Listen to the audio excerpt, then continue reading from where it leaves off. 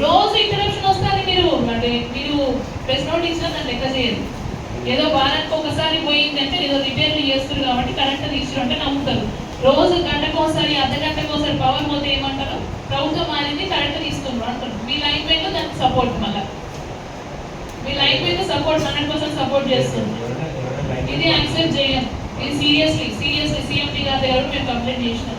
మరి మీరు ఎట్లా చర్య తీసుకుంటారో మీరు ఏగా మీ రెస్పాన్సిబిలిటీ ఉంటుంది మీ మండలం గారికి. మరి మీరు వాళ్ళు పిలుచుకొని వాన్ చేస్తారా, రిక్వెస్ట్ చేస్తారా, ఏం చేస్తారో వాళ్ళకి తెలియదు. కానీ మా పబ్లిక్కి ఇంటరప్షన్ లేకుండా గత ప్రభుత్వం కన్నా ఇప్పుడు పవర్ సప్లై 10% ఎక్కిస్తున్నాం అనే విషయం కూడా మీరు చెప్పాలి. వాళ్ళకి ఎక్కడ ఇబ్బంది కాకుండా పవర్ ఇవ్వాల్సిన బాధ్యత కూడా మీదే. అండ్ పొలాలలో కొన్ని తీగలు పడ్డాయి, కరెంట్ షాప్ వల్ల కొంత ఇంటి మీద లైన్స్ ఉన్నాయి.